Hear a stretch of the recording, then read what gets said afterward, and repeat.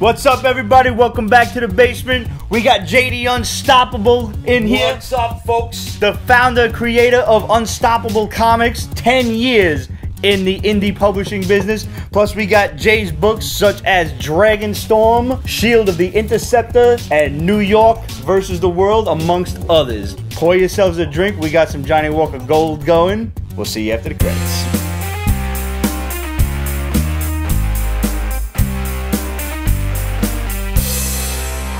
Yeah. See, now it's time for a shot. Yeah. All right, happy Friday. All right, guys, we're getting started at the basement. All right. Jesus. So, Jay. Let me book my Uber now. Yep. Yes.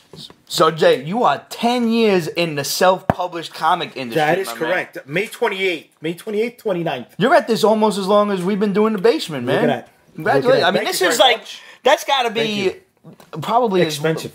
Forget expensive. I mean, yes, definitely. But I mean, I don't think we've ever known an indie publisher to be at it for that long. That's commendable. I'm stubborn. Hey, man. Stubborn. I'm stupid. You got great books. We've seen them. We've seen them over the course of the week, and you know, it's always an interesting adventure when it comes to like self-published stuff because you never really know what you're gonna get. Right. And you know, sometimes you get grammatical errors. Sometimes the artwork's not that great, and none of those were present in your books. Oh, some of the grammatical errors are in there. I get the comments and stuff. Well, I didn't. But it happens. All right, I didn't. I managed to read the New York versus the World because, of course, I was going to read the zombie one first. We got to go for it, baby. Ramon checked out the other ones, but what I saw, I didn't see no grammatical errors, and I saw great art. Thank you. So I was in already. Now, Unstoppable Comics. How did you come up with that one, first of all? By the way, this is JD Unstoppable. There we go. From Instagram. On Instagram, JTHE Unstoppable.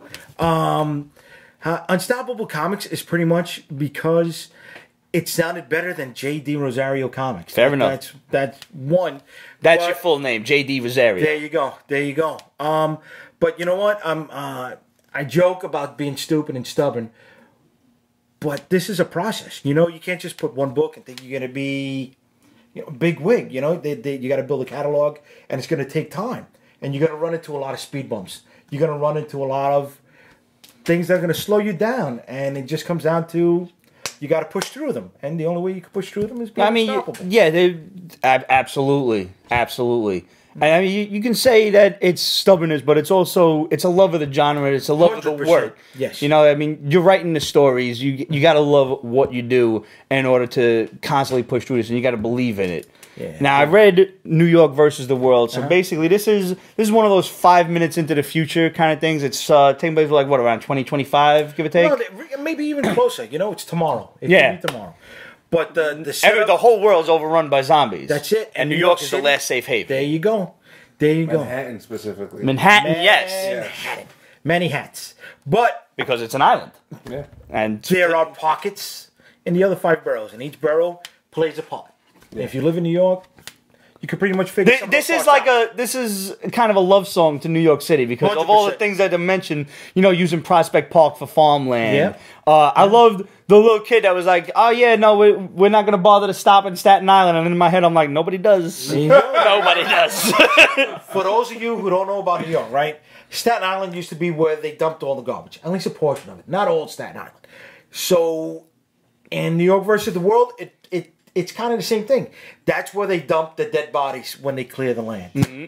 Yeah. I love the reference to stacking them high, baby. Yep. Yeah. The mountains of zombies. Yeah. I love the reference to Karen, the boatman from Greek mythology. Thank you. And a kid looks like, oh, who's that guy? And the dude in the hood's like, oh, that's the boatman. Yeah. And I thought like he was seeing things for a second until he goes into explaining it like, you know, if you watch some of the old zombie flicks, like Lucio Fulci's Zombie, where you think you're going to get to an island and you're safe, no, these bastards can swim. They do swim, and just in case, they might be alive running around in the drink there. Mm-hmm. So the boatman is running around in a raft, and he's poking them a couple of times in the head, like with the oar, with the stick, just to make sure they're dead before he loads them onto the raft and gets them ready to go to Staten Island. There you go. And keeping them off of Manhattan. Yeah. That's his main thing. Just like in Greek mythology, the river Styx, that's what he did. He ushered the dead to the afterworld, which in this place is going to be Staten Island. And I mean, they do a pretty good job of keeping these guys off of Manhattan to begin with. Like if they don't think you're welcome here, they make it quite known. Damn right. Damn right. This book does not really end well for anyone involved.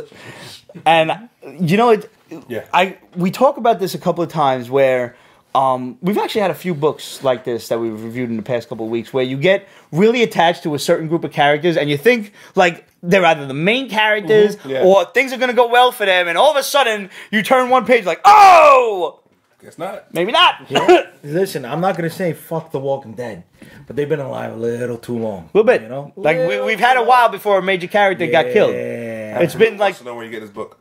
Where can we get this book? Yeah, UnstoppableComics.com. You could download the books today. I try to save the print issues for special events like Kickstarters or comic book conventions. I want you to come see me.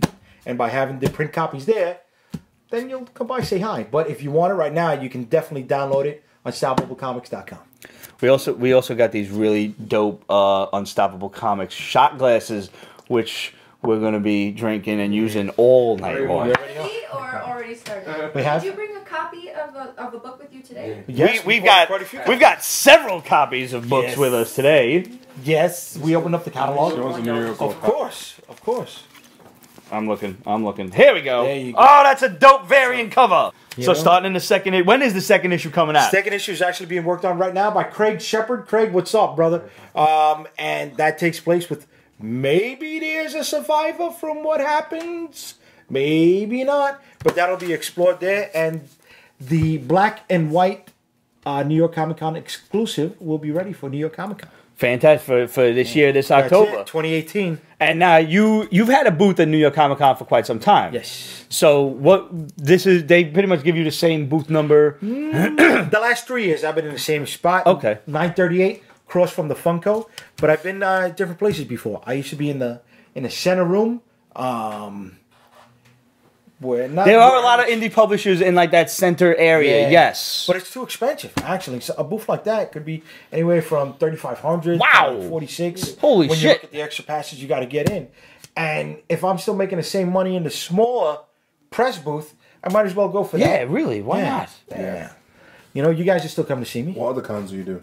I've done Wizard World Philly. I've done the Puerto Rico Comic Con. I was going to do MegaCon Orlando, but it's my girlfriend's birthday, so I had to, like... Priorities? No, yes. I've done Boston Comic Con. I've done C2E2, which is this weekend. I can't be there. And a bunch of others that I can't put off the top of my head. I've had a few shots, too many. That's it. And we're going to have a lot more. Jay was kind enough to bring over this bottle of Johnny Walker Gold that, honestly, if there's still something left by the end of the show, I'll be disappointed in myself. We're having fun. We are having fun. Yes. So now you've got quite the wide selection of other books. We also have the Shield, the Shield of the Interceptor. Shield of the Interceptor. Started out as the Interceptor for the first 2 issues, and then went over to Shield of the Interceptor. It was the Interceptor for the first 2 issues, and then I found out that Grant Morrison was running a book called The Interceptor out of the Heavy Metal magazine print. So to differentiate my stuff from that stuff. Because, you know, everybody's going to want mine over his. Clearly. I decided to read... I mean, you know, I'll choose his over Grant Morrison's any day. Yeah, take that! His comic was shit. Yeah, really? It was shitty? His. Grant Morrison? Really? Oh, I didn't read that. Oh, okay. But his in general. See, I like this JLA stuff. The JLA stuff was The original JLA stuff was pretty dope. Shadow over that. I couldn't do the Batman stuff. So Yes. it's like, yeah. Oh, that was when he wore that like pink and purple and... I don't know what you're talking about. Yeah, I didn't either. I'm just making that up. You're right, the crazy quilt type Yeah, of quilt. Yeah. See? Joseph and the Amazing Technicolor Dream There you Coat. go. I can't rock with that. So I decided to retitle it Shield of the Interceptor because he has a shield. So now I overheard you talking about the shield before, and like, you know, comparing it to Cap's shield and everything. Right. It just slicks on his back. So yes, Captain America, you know, when he's not using a shield, when it's not in his arm, he slings it over like a backpack. That's really nice. That's cool. It's a great visual. But my guy can't do that. His thing is pointed. It's edgy, right? He can't get through the A door. little bit more like Cap's original shield. There you go, Yeah, right? it's way more offensive. And there's a reason. There's a reason why Cap's original shield is not used anymore. Yeah. But with Shield of the Interceptor, because it's based in magic, you know what? You watch Thundercats? Yeah, of course. Okay, you remember how the Sword of Omens used to go from this great big blade to the small dagger. Yeah. Right? Why? He used to go into the Right, but X claw. like magic was what made it happen, Yeah, right? yeah. Well, Shield of the Interceptor is based in Arthurian mythology, stuff like that, and magic is heavily rooted in there. So, when he's not using the shield, it shrinks down to a little ring on his hand. So this is like some Excalibur kind of stuff. Yes. Well, that's how I started it. You know what Excalibur is, right? Yeah, sure. Did you ever hear about the shield that went with Excalibur? No, I heard about the That's scabbard. Right. The scabbard had magical attributes also. Right. Never heard about the pike. There was a pike or a staff, I don't remember, and a small blade also, but there was never a shield. All right.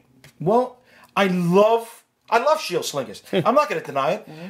I liked that Captain America period when he was just the captain. John Walker was Captain America, and Battlestar was his homeboy, his partner, right? So that's kind of rooted in that also. Look, I'm Puerto Rican, right? I'm not white with blonde hair, so it was the man of color that I had to root for in that book.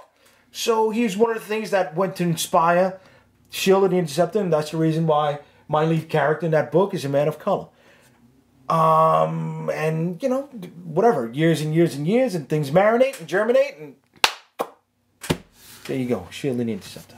Sounds awesome. So the shield... Tell me a little bit more about it. Like the shield is made from Excalibur? Oh, the same ore that Excalibur was made from. That's where the shield was made from. And it was forged by the guy who's forged Excalibur as well. But it disappeared. And it was supposed to go with the sword. And it didn't. And you'll find out why in Shield of the Interceptor. Awesome. And why he has it also. Now, how many issues is that one going? Right now, there's 4 issues. You can download the 4 issues on the website. But if you come to see me at comic conventions, then you can also pick up the trade and some limited individual issues. Cool. Which will not be reprinted. Now, we've also got Dragonstorm, which I have a whole in front of me.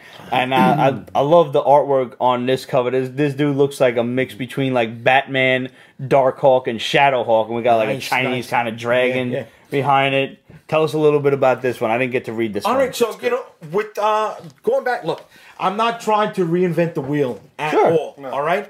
My stuff comes from mashups. That's what it is. Dragonstorm's look is a combination of Iron Fist and Nightwing.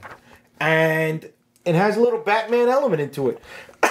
Right? You know, when I love this girl made of water. Like I really like the villain. Yeah. I just really like the artwork sequence here where she's obviously forming up like out of a puddle. It's a really well done sequence. In and out of anywhere, baby. And because anytime if you're living in New York, no, for real, like without even going in the usual direction that the basement can go with a statement like that. Hey now, you're living in New York. What's the one major thing you always got to watch out for is fucking water. Yeah. Because water will find a hole and will go into it and it will erode everything else. It will destroy your walls. It will destroy your damn foundations. Yeah. We had to hire a guy to reseal the foundations because the basement would flood. There have been a few episodes of The Basement that never aired because, hey, guys, basement's flooded. See you next week. Nice. Bruce Lee said... Be water. Be like water, baby. Because water can flow or water can crash. Yes. Water is one of the most dangerous elements. Forget fire. Everybody thinks fire. Water. Look at that. Look at what a tidal wave can do. And the point I wanted to make to bring this full circle is, again, anytime you really see, like, you know, indie artwork, you never really know what you're going to get. Okay. But you know exactly what you're getting with this. There's the anatomy. There's exactly what's happening here. It's well paneled. It's well drawn. You can still see a woman forming out of a puddle, coming together. Great coloring. It really is. It really is. Well, we got to thank, I got to thank my colorist, Michael Summers. Mike, what's up, brother? He has colored 96% of all of my books. The only things he didn't color were the first few that I did without him when the books were still shitty. Sorry. Hey. We all have that period. You know, man, we live and we learn. That's it. And we correct our mistakes, and that's the point. That's why it's unstoppable. You know what I mean? because we're not going to let those shitty first ones get in the way. Oh, you got like some cool energy bat wings. There you go. So his whole thing is he can draw upon the power of the dragons. All right. 4 dragons. 4 dragons. Each one has different attributes. Sure, well, I mean, let's just From a different element. let's imagine like what we got: earth, wind, fire, water. There you go. Not trying to reinvent the wheel. Right.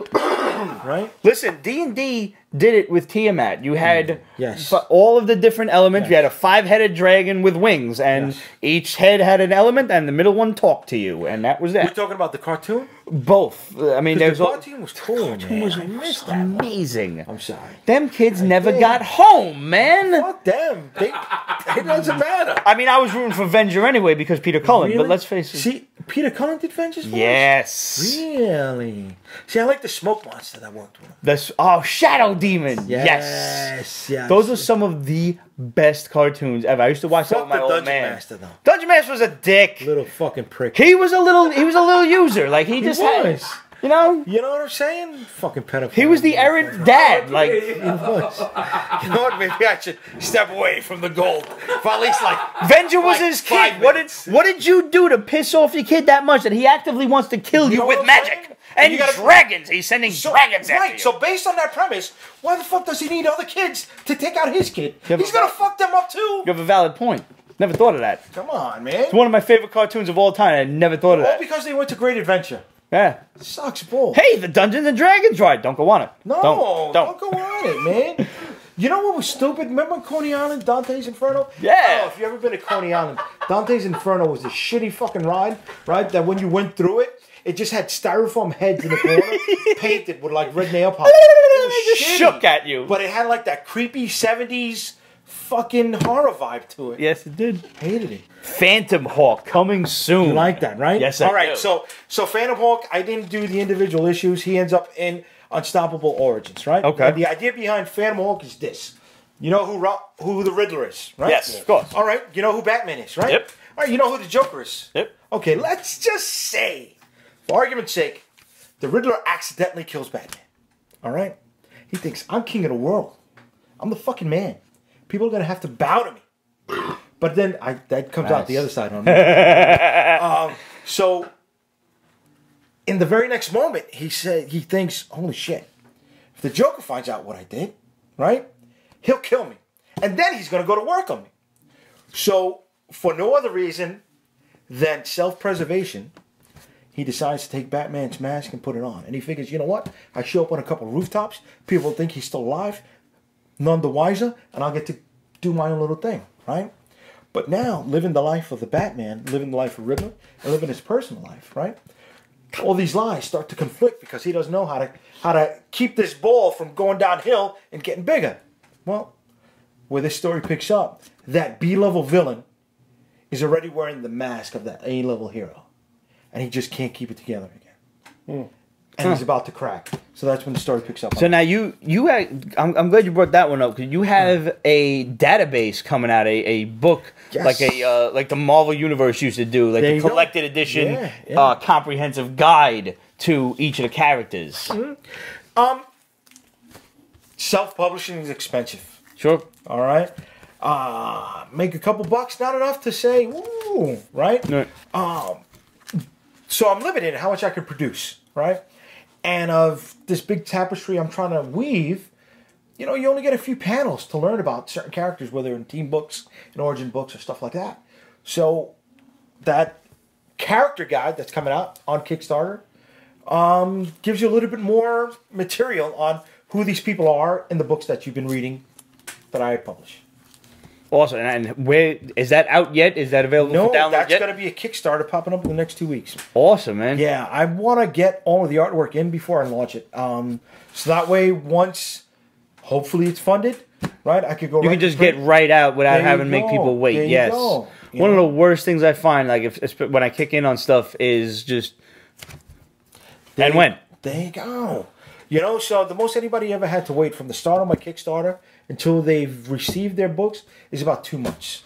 So you guys know we'll keep you posted on the Kickstarter because obviously I'm going to kick in on it because I want to know what all kinds of awesome freebie stuff that we can get and what kind of stuff we can give away to you guys because that's what we do on this show is we just do giveaways because we're benevolent souls. Well, if you let me back, you know what I mean? I mean, dude, if the first 15 minutes of the show was not enough to let people know, you're definitely welcome back. Where's that Open door policy. The extras? The extras? Oh man, it's either gonna go up on an uncut extra, or there's gonna be pieces in the outtakes. Something. We're gonna have fun. Oh man, we're gonna. On that note, I think it's time for another. We gotta just take a. We gotta let this thing breathe a little bit. Happy New Year to us. Happy New Year indeed. If you're gonna celebrate this new year with us in the middle of the first quarter, then enjoy. Listen, depending on how hammered you, it's still fucking snowing. So it's still fucking snowing in New York. Did y'all see the post that I put up? You get winter when you get spring when Cobra says so, because of the weather dominator, man. Cobra or Arbco? You gotta understand. That is a true Joe fan to pull that reference out. There you go, because Cobra can't be public. Nope. In a bag, I mean. Good shit. Yes, it is. Yes, it really is. Fuck mama. I'm not usually a blended Scotch guy, truthfully. I was when I first started. I started drinking Scotch when I started drinking like Chivas Regal and stuff. But I wasn't a fan of Chivas Regal. Really? Yeah. Chivas, it's a little harsh. It bites you in the back. My dad drank that a lot. Okay. But when you mentioned that you were bringing over Johnny Walker, I was like, all right, I could drink Johnny Walker, but like, I really hope it's Gold Label. Yeah. See, this is my first time having Gold. Really? Gold is actually my favorite. Everybody wants Blue Label. Blue Label this, Blue Label that. And I'm like, Blue Label. I don't like Blue Label. First of all, for the price, I'm going to go buy myself a Macallan instead, or like a really nice Glenlivet. Ooh. It's someone has taste. It's worthless for the price. Gold Label is a much better buy. Green Label is also nice if you can find it. Okay. If you can find it. You know what? I didn't pick up on the Green Label for the Johnny because I remember the Green Label with the Jack. Right. Wasn't what met Jack standards, but they still had stuff left over. It was a good mixing. I started drinking Green Label, truthfully, you'll laugh, because of Jimmy Buffett. And one of the lines in his songs, and he went to Paris, is he sits in the pilings and drinks his Green Label each day. Okay. And now, when I first heard that, I was too young to drink anyway. And I mean, like, I'm not saying like, I mean, I was too young to drink. I was like 12. And when I first saw a Green Label, I was like, ooh, I want that, obviously, because you know, Jimmy Buffett said. Yeah. See, I'm a very easily influenced young chap. I got Jimmy Buffett on my Sirius XM, but I can't listen to him in the car. It puts me to sleep. No, I understand that. Like, because when you're listening to Jimmy, you want to be drinking, you want to be relaxing. It's not driving music. No, it's not. The other Jimmy. Croce or Hendrix? Where we go? There's a lot of Jimmys running around. Hendrix. No, Croce. I'm dang. I was going to say, because Croce will put you to sleep, too. No. Croce's nice, relaxing music, too. It's who you want to fucking listen to. Relic wants to see you guys do a show. You do a show after drinking absinthe.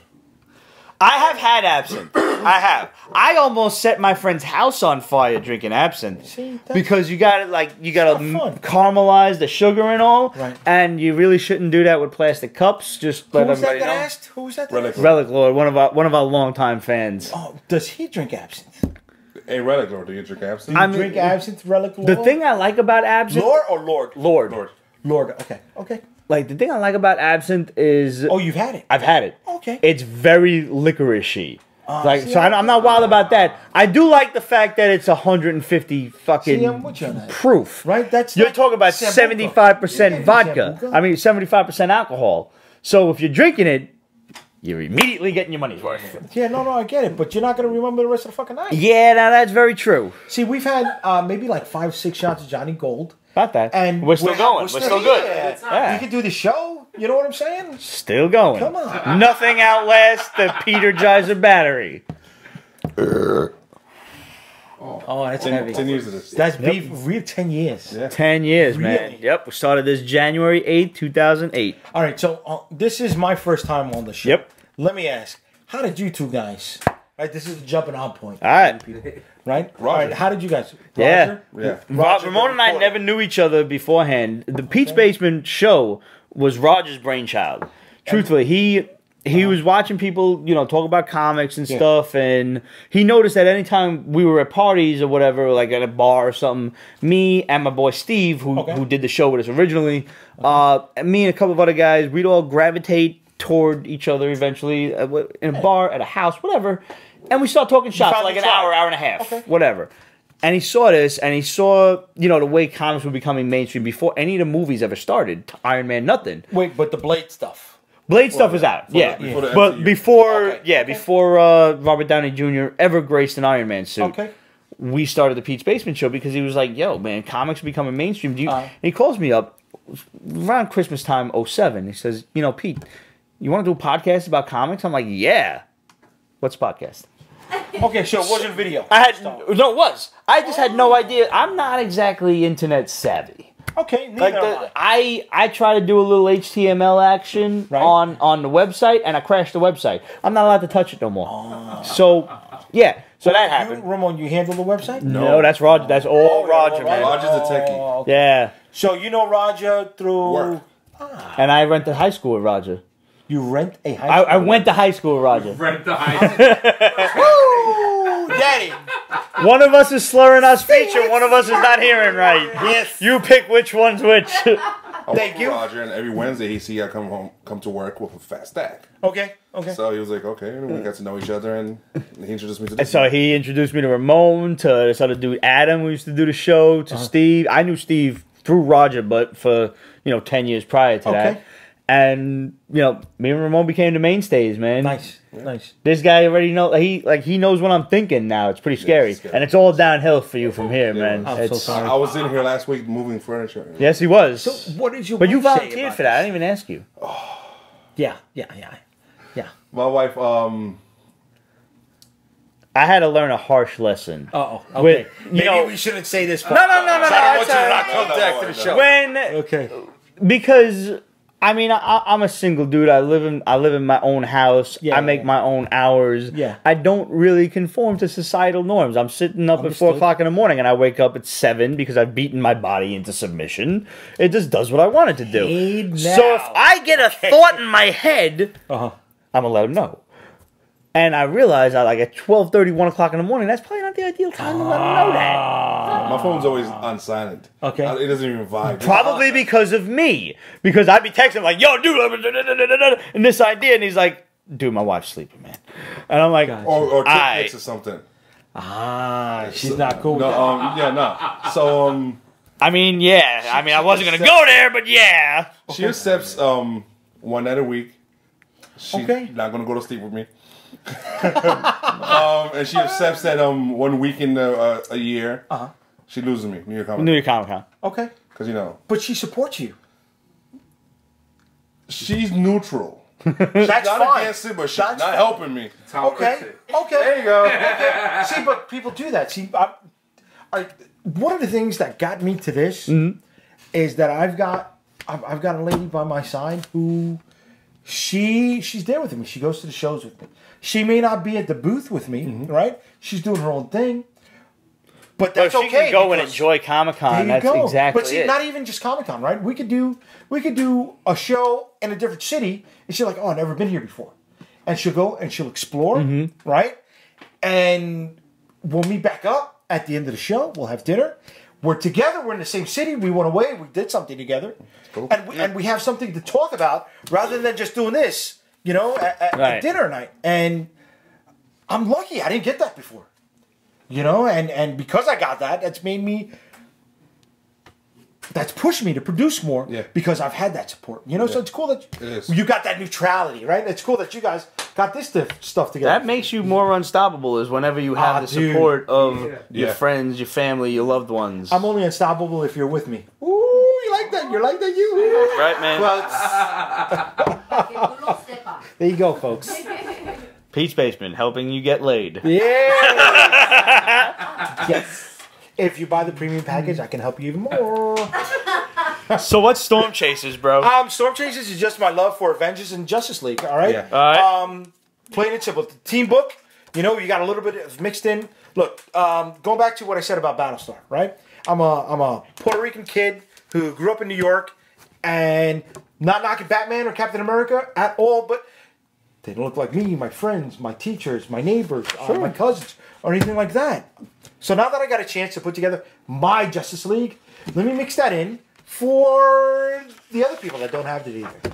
And, you know, I grew up reading Avengers around those 200 issues, the Masters of Evil, the John Byrne books, you know, and that's what it is. It's a team book, and it's a bang 'em up, and it's a good, you know, whatever. If this is a popcorn flick, that's what it is.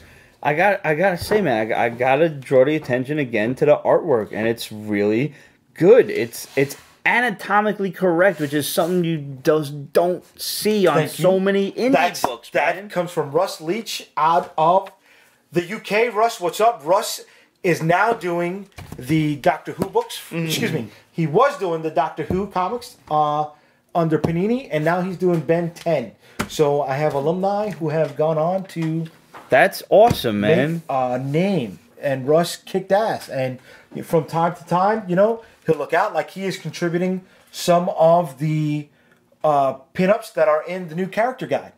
You know, we can't work together because he's got a bigger name, but at least you get other commitments. It happens. No, and of course, but you know what? He's still unstoppable. That's great, man. He'll look out for us every once in a while. That's awesome, man. Like it really does us good when we see indie publishers, indie comics doing so well, because one of the things we've always strived for on the basement is pushing indie books that you may not see at your regular LCS and you may not catch at just regular shows, because maybe you pass them by or something like that. And there's a lot of great stuff out there, and we try to showcase it to you as much as possible. Like this week, actually, over the past 2 weeks, I think mostly we've had a lot of great indie books going on. True indies. Yeah. Image isn't an indie. I don't count Image no more as an indie. They're just more bigger companies. Yeah. It's that third tier book after Marvel and DC. And it is. So it's not Dark Horse anymore? I don't even think I count Dark Horse as indie anymore. Dark Horse is kind of dwindling. Really? Yeah. When they lost Star Wars, you get it? And they lost Conan. Yeah. But I mean, Dark Horse still has a lot of great properties, and they have great stories. Yes. That's the key. Great people working for them. Yes. Hellboy is one of the best, and the amount of spin-offs that they've done with Hellboy, like one of the series that we're reading currently is Koschei the Deathless. Which, here's a great series on Netflix for you, Myths and Monsters. It's like 6 episodes or something like that, and they talk about like it's animated, right? Yes, it's oddly animated. Like they'll take still photos and they'll like clip out pieces of it with Photoshop and After Effects, and they'll make it move and stuff. It's a well-done series, and they talk about myths and monsters that you probably are not going to get in your regular History Channel special. Because what's the History Channel going to talk about? Roman gods, Greek gods, maybe your Egyptian gods here and there. Hitler. And Hitler. Oh no, what about those alien escapes or the alien... listen. The guy that has the... Right, I don't care what it is. Babylon 5. It's aliens. Right? It's aliens. See, you know and I mean, no, but... Because fuck you, it is aliens. It's definitely aliens. We're going to keep fucking drinking. You're going to drop over? We're good to go. It's aliens, for real. But, this is a good series because it talks about other myths and stuff, like Arabian stuff that you wouldn't normally hear. See, that's cool, Mesopotamian shit, all this other kind of stuff. I'd never heard of Koschei the Deathless until I watched episode 1 of Myths and Monsters. And then, right after that, this shit come out from Dark Horse, and I'm like, Mike Mignola's a monster. Yo, he's awesome. See, he's my fucking idol, dude. No, and I kind of got some of that when you did the one you're wearing right now. Civil Mind. Shield. Oh, the Shield Indians, really? Yeah, oh, cool, man. You really, in just 2 issues, so I can imagine the other ones. You really fleshed out a lot, the whole world and the whole that ancient Celtic druidic shit. Yeah. And you just added a lot, and it was like you're really fleshing it out a lot, and that's something Mignola does. He really does. He does an exorbitant amount of research. Yeah. See, I don't know if I mean, it's light research, right? Because you can't go deep into it because it's not going to tell a good story. Right. I mean, I throw a lot of artistic license, but you brought up mythology, right? All right, so going back to Stormchasers, right? This guy over here, this green guy, that's Quetzalcoatl. That's Aztec mythology. Nice. Have you seen that in any comic book in a superhero way, right? Then I'll tell you, the only time I ever heard of that name was summoning the motherfucker in Final Fantasy.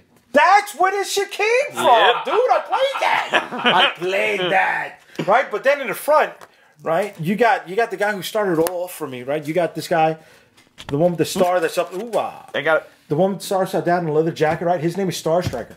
He's based off of Taino Indian mythology. I am of Puerto Rican descent. Puerto Rico. There was a myth called the Cave of Life. And in the Cave of Life, all the Tainos believe that the bird, the trees, the water, the air, animals came out of this cave. And Maracaibo, the Indian guardian, protected. That was a myth that I found when I was in college. I went to college, a community college here in Brooklyn called Kingsborough. And I found this one little book of mythology. I loved it. Back in 90, blah, blah, blah, blah, right? And it always stuck with me, and it started with there. So, taking artistic license, I developed it, and I said, all right, that's what the natives believed. But what it really was a doorway to the underworld. And every night, this guardian, Maracaibo, stood in front of the doorway, and he battled the demons that tried to come through. Until one night, he was tempted by one of the local women with food and drink. Puerto Rican women. Yeah. There you go, baby! Right? And... Be the death of you. Oh, and clearly the world. I know, right? And what happens? What happens when you drink and you have sex and you eat a lot? You're stupid. You go to just fucking get stupid. I don't care. Yes. Knock out, right? But that's what the guardian did in my story. And he fell asleep. And when he fell asleep, like, he was motherfucker, you gotta wake up. You gotta protect the world. Nah, do that shit See, tomorrow. but she was working with the people to put him to sleep. Of course she was. Just like every woman does, right? They try to take out your soul. And, all right. But anyways, sorry. We were married before. Got to take that out of my head. And when he fell asleep, all these demons came through. And Mother Earth, I can't use the exact Taino spelling for it because it's really long and there's a lot of G's in it. And it doesn't translate well into comic books, right? So I'm just going to say Mother Earth, right?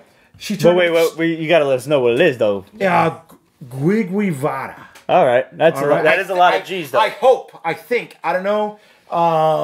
That's the way. And there was another name was Ataberia. But I don't know exactly which one and pronouncing it. Nobody taught me, so I'm just going with that. And we're calling them. Listen, there's a lot of long mythological names that you just give it your best shot. You give it a whirl, and whatever sounds right in your head. So she turned the guardian into stone, forever sealing the cave of life.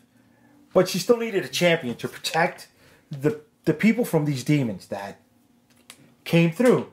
And she picked a champion every so often, and they pass on the energy of this Taino Indian deity, this guardian, until we got to our guy, Star Striker, right? Boxing is big for Puerto Ricans. I don't know if you know. And we tied that in. So our character was known as the Star Striker because he was a boxer and he got into more fights with celebrities than he did in the ring. So the tabloids named him the Star Striker. And then they found out that he was juicing. He was using performance-enhancing drugs. So they dragged him through the cones, right? They tarnished his name. Well, he tarnished his name. And he didn't have a reason to go on anymore. But then Mother Earth came to him and she was like, listen, I need a new champion. I need somebody to protect the people from all of this. He agreed because he had nothing else. And since then, he's been trying to redeem himself. What he was and who he is by protecting the people and becoming a superhero. Leading this team of comic book goodness. Yeah. See now, that right there, that is the love of your own story, man. That right there is what's going to sell books. That right there is what's going to carry a that shit is what's going to make you unstoppable, bro. There's love, baby. There's love in it. I'm putting love in my books. It may not be perfect, right? But I want to give you enjoyment. I want to give you stuff that I want to read. Wrapped in a nice superhero bundle with people knocking the shit out of because there are people that see the advent of the comic book medium and the movies and all this stuff, and they try to capitalize on it. And then there's other people like you who just want to tell a good story because they have fun with it. And at the end of the day, this is just what they enjoy, and that's that. Yeah, yeah. And not for nothing, this is perfect timing for something like this. I know you've been doing it for 10 years, but I think now is the time because with the success of Black Panther and you have all these Spanish people asking, where's our Spanish? There you go. Not for nothing. Morales is a nice tribute, but we can't have. I mean, not that we can't have a half this, half that. A lot of Spanish people are half this, half that. I'm a mutt myself, right? But I think it's just so lost in actual history, that it's nice to know that someone's gone out there and done the research, because we've tried doing that as Puerto Ricans, and it's hard to find anything. Super hard. It's really hard. Super hard, you know? I'm just trying to put a face on something for the people that don't have it. That's it. You're not going to get it at the big companies. And it's appreciated. You know, I mean, look, they took Groot and they retrofitted him, and they said that he was one of the trees, you know, that are only grown on the island. Get the fuck out of here with that. I'm sorry. That's a smack in my face. It really is. It pisses me off. I like the kid. I like him, you know. Why couldn't they do something with him in the 60 years that the character had been, you know, missing publication? I don't know, but don't retrofit him, right? Just to fit a certain demographic point that you want to get money from. Fuck you. Serious. No, that's the way we feel. Super the way we feel. Yeah. And that's it, guys. Look, I'm not trying to reinvent the wheel. I'm just trying to Tell a good story and have fun doing it. That's it. I want to have fucking fun. Comic books aren't fun anymore. I'm sorry. Right. They're not. They're It's not. true. You got to buy 1 million issues just to get a fucking shitty payoff at the end. Yep. Hail Hydra. Hail Hydra is right. Exactly. You know, fuck that, man. You know what I'm saying? It could have been a better story, but it just took a turn that just shit in my mouth. It fucking did, man. You gotta watch that It after. fucking did. Oh, yeah. Man. You know, All right, we're going to take a moment. We're going to pour some more shots. So, Mother Goddess, Mother Earth, sorry, I've been taking shots as well. Guabanse, there you go. and also Itiva Tahuvava. Say that 5 See? times fast. No. Right. See, but the thing is, right? I can't even start that sentence. I'm gonna go deep for a second. When I was in college, I took Latin American history class, and it was taught by this Irish dude. Of course. All right, is Dr. Stuart Suss? Why wouldn't it be? You know what? Thank God it but see, wasn't an here's the Italian thing, guy, right? is all I learned gotta more say. from this dude than I did from anybody else who was natural born Puerto Rican. That makes Really? sense though, because Irish mythology is crazy. Yeah, Just like Latin mythology is also crazy as shit. super crazy. Because they're mostly drunk while doing it. Listen, I have a redhead Puerto Rican. Shut up. He's with us. See, but that goes back to this little heritage because it's in there with us. It is. So I wanted to be a teacher. I really wanted to teach this shit. I did because there wasn't people showing that. And when I found out about it, I'm like, the best way to do it is by sticking to my truth. My truth is in comic books. Sliding in that in there, osmosis. You're gonna learn shit. Yeah. I love it. I mean, even as a side note, Zenith Press did a whole bunch of really great graphic novels on American history. And, you know, there was like Battle of the Bulls, there was Normandy, D-Day, there was the Red Baron, all these other kind of historical events. And I learned more reading those comic books than I ever learned from a textbook. 100% yes, Ever sir. in school. Fuck Ever. yeah, bro. They had so much information in yeah. there that obviously was well researched, well documented, and put forth in a medium that was easy for me to soak in, you know? Yes. Like I had pictures and words and like it helped me learn. Yes. I'm sitting there reading paragraph after paragraph And you after will blow out paragraph your in a fucking textbook. mind. I'm falling asleep on my fucking book. Yep. This shit, I'm like, I finished a whole graphic novel in an hour and a half, you know? See, that's it. I grew up poor, fucking broke as shit. All right, all right. We're in the Williamsburg, Bushwick area. Yeah. Right. My grandmother had a little place on, if you know, Brooklyn on Siegel Street, and every Saturday my mom would take me. My mom would go to Grandma's house. Before we went to Grandma's house, there was a little bodega where the guy who owned it would sell his son's secondhand comic books for 50 cents. Right? For $2 fucking, I was a kid in fucking heaven when I went to Grandma's house. I was reading shit I never should have fucking read. Like the Cloak and Dagger, Doctor Strange, 2-part books. But the thing is, you know, as long as I was reading, my mom was happy. Right? And I was learning something, right? Where the fuck are you going to learn about biosynthetic amalgamation and be able to pronounce it? In a textbook, right? But in a comic book, they'll say it to enhance the story, and you'll understand it, and you'll be able to pronounce it. And when you have to apply it in the real world, holy shit, you understand what it means, or at least how to break up those words. Yeah. I mean, knowing you now, I wish I could have invited you over when we did my friends and I did this little segment on G.I. Joe, and like what we learned from just watching the cartoon itself was just like so much stuff. Like, God, I'm at a loss right now, but I mean, just off the top of my head, learning that the USS Constitution was the oldest battleship in the U.S. Navy, learning about the Atlantic Fleet, learning about Paris Island Marine Base, and all these kind of things. Yes. I learned all of that from G.I. Joe. Dude, I learned shit from the Scooby-Doo fucking cartoon. You know, I wasn't a Boy Scout, but I learned moss grows on the north side of trees. On the north, yes! Fucking Scooby yes! You don't ask fucking learn that fucking basic training. See? I'm with him, man. I got that shit from Scooby-Doo, bro. I had to live in the woods for 3 months. Hey, look at that. But you know what? We fucking missing that today. You got live action fucking shows on Cartoon Network. It's not fucking a cartoon. It's not a cartoon. If I see this, you're in violation of your entire credo. Someone should sue them for false advertising. You know what I'm saying? I'm just saying. I didn't know that there were gargoyles on the Chrysler Building until I watched the Gargoyles. Did you? Oh, I was gonna say the shit with Kelly Choi, Secrets of New York. You ever see that shit? No. Oh, that's good. But she's annoying. She's very annoying. But I mean, it's a good educational. It's like the Travel Channel or something. Oh, yeah, like 21 or something. It's things like that you pick up on, and like I remember it, and now I kind of. They had a whole episode on Hell's Gate, which I mean, if you know Hell's Gate, the whirlpool under the Triborough Bridge, which will just floor a ship in a heartbeat. There are so many fucking shipwrecks under there. Can I say that's not the only whirlpool?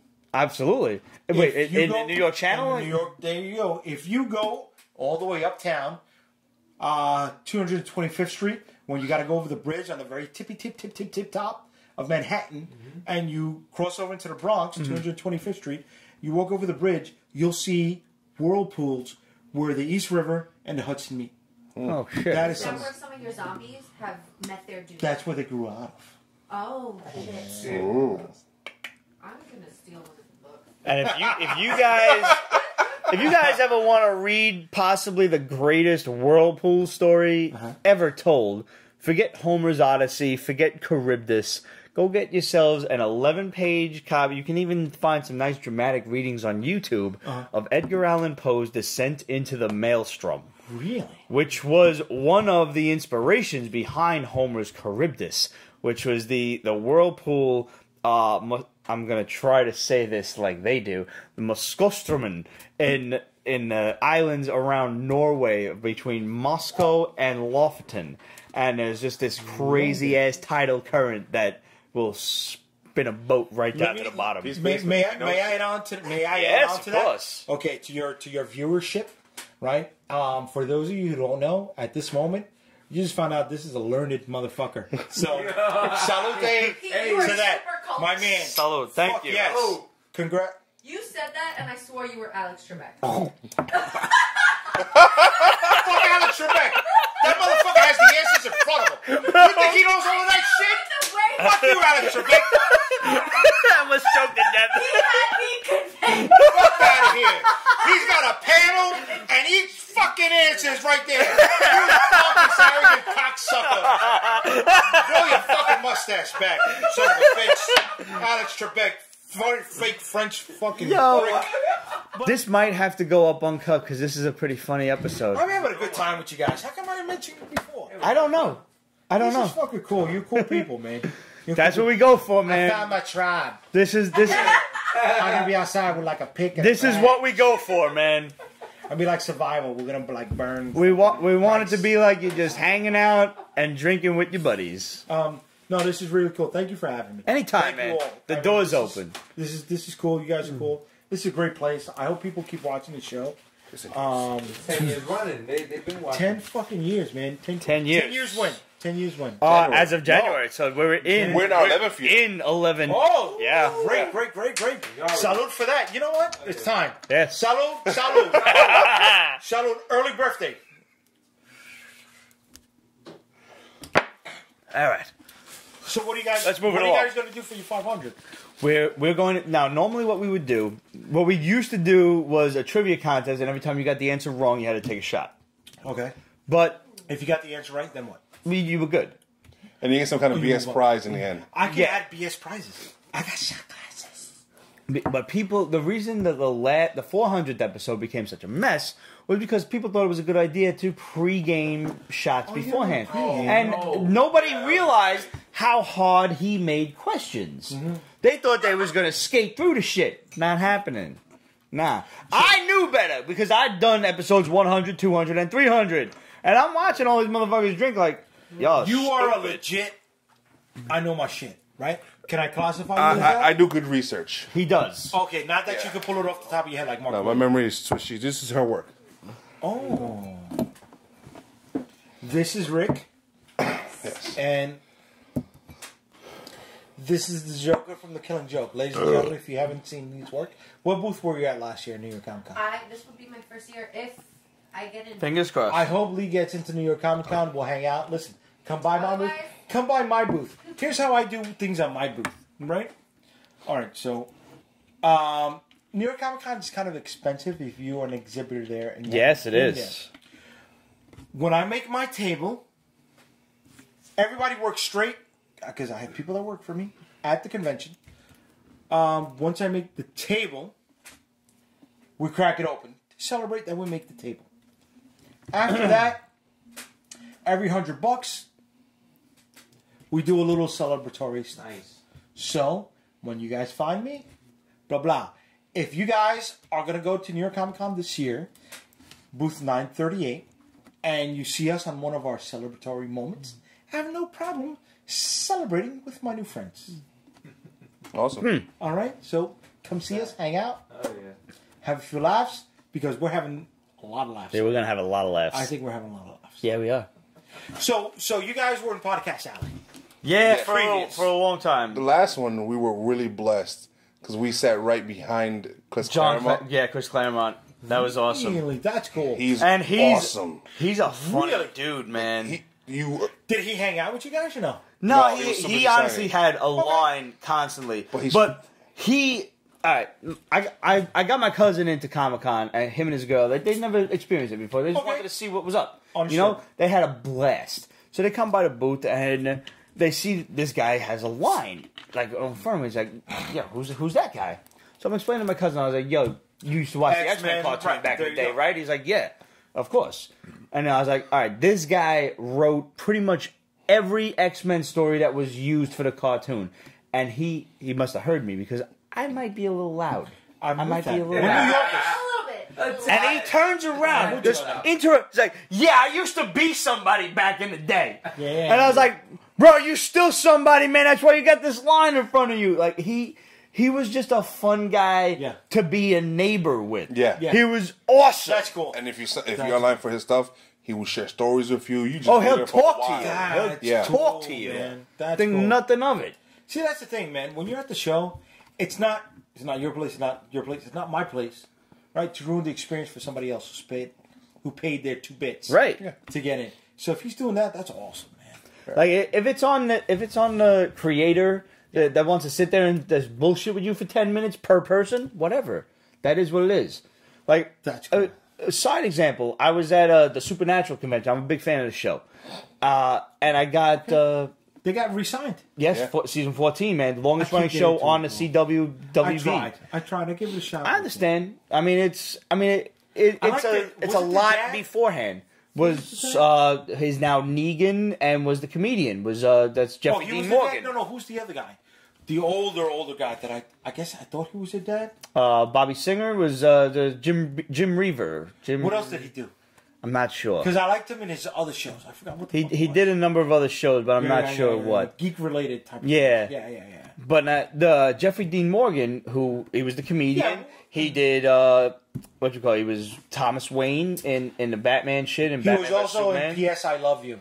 If you remember that. Not for That made nothing. me He cry. was also in Grey's Anatomy for like Really? a season or two. He was like a bedridden guy. And this was Jeffrey Dean Morgan. Now, this was a dude who had a line of people. He had like 200 people to meet. And he was taking 10 to 15 minutes just bullshitting with people left and right. And to the point where it got like, yo, you have to do a panel and then you got to catch a plane. It's time for you to go. And he's like, all right, but I got a line of people. Like, I got autographs to sign. And these people paid money to get the autograph. And I'm one of those people online to get the autograph. Yeah. And so they got people coming down, like, have the stuff out to sign it. He may not be able to greet each of you. He's probably just going to sign it, and that's that. And, you know, it is what it is, whatever. He took the time to meet and greet every single person. Morgan? Yes. See, that's solid shit. Dude, he was the nicest guy. Yeah. He's like, oh man, first appearance of Negan, that's awesome. He signs my book. I go to give him a handshake. He's already like, no, bring it in. I'm like, all right. And I mean, I'm like mushed against his pecs because he's a tall guy and I'm little. Make sure I'm with you when you go see him. Okay. All right. Cool beans. And he was. I hope you get the spot. He missed his flight to get back to the set of The Walking Dead to meet everyone on the line and do his panel like scheduled, and then caught like whatever flight next was available. Like that's you know what? That's Jeffrey Dean Morgan. That's good shit, bro. Simple good little shit. Things. Like for example, I was online to meet Gal Gadot and Henry Cavill at the Big Apple Comic Con at the shit in Nassau Coliseum, Ace Comic Con. Thank you. Ace, the Sheamus brothers. Yes, and while I'm online for that, Jason Momoa comes out of the side room or whatever, and he was probably supposed to come out on the other end where his little autographing section was. Yeah. Comes out on the opposite end and goes up and down the rows, high-fiving all the fans. Good shit. Took 7 minutes tops, but that meant the world to every single person that caught a high five from him. That's cool. That's awesome. I hope you're seeing this. I don't know if he is. But you know what? There was that video with Gal Gadot and the girl that was crying. Yeah. She went to sign. Dude, like little things like that. You don't gotta go out of your way for it. Mm-hmm. They don't, and it means the world to the fan. 100%. And it goes back to what I'm saying. It's not my place, your place, to ruin the experience for the people that pay their 2 bits. Mm-hmm. You know, we're there to have fun, man. And that's going back to the books. I just want you to have fun, right? If you're with me. And I'm celebrating one of those moments where, hey, we covered a milestone. Guess what? We'll have a shot. You have a moment, you have a shot. Maybe we pour you one. Who knows what happens? That's it. This is going to sound super chumpy. Let it out.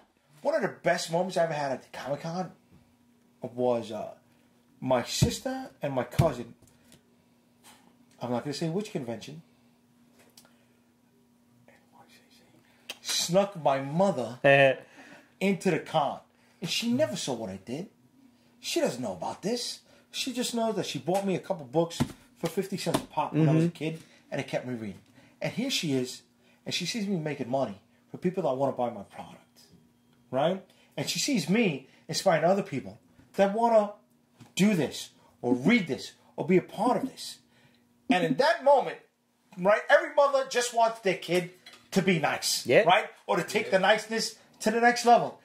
For that moment, right, I was... You were a king, man. Oh, mama. You know, I screwed up a few times afterwards, but for that day, whatever. For that day, right, and she saw me in my element doing this. Guys, Comic-Cons are for families. Yep. I know it sounds stupid, it sounds gimmicky, right? This is not Disney, right? But it's not... do you guys remember going to the conventions on 59th in the church? In the church basement at St. Paul's the Apostle. My grandmother used to take me to those. Bro, where they had the strippers and the girls there. That was super fucking slutty. Family. See that? Yeah, no, try to imagine going with your grandma. Try to imagine going with your grandma. And just like, no, grandma, let's go this way. Yeah, that's the thing, right? Yes. There's still people at New York Comic Con that try to hold on to that, right? Don't get me wrong, I like boobs. I'm not going to say I don't. Yeah. But there's a place. There's a place for that. There's a place for that, right? Look, my cousin brings his kids to New York Comic Con, right? They're not my niece and nephew, but I consider them that, right? 7 and 5. Mm-hmm. Don't I want them seeing, the chick with the Yeah, no, they're not ready for that yet. I mean, They're not I admit ready when I for was that 7, yet. I'd seen more than that. But that's because I was watching Friday the 13th Yeah, movies. every horror See, but movie. that was different. We were in It was the 80s 80s, and things right. were more acceptable. Right, right. Kids were tougher then. Right, Comic-Cons are like this, man. Comic-Cons are an experience. You know what? If you're a parent and you take your kid out of school on Thursday to spend Comic-Con with them, right, and enjoy that bonding moment with your child, good on you. You're doing the right thing.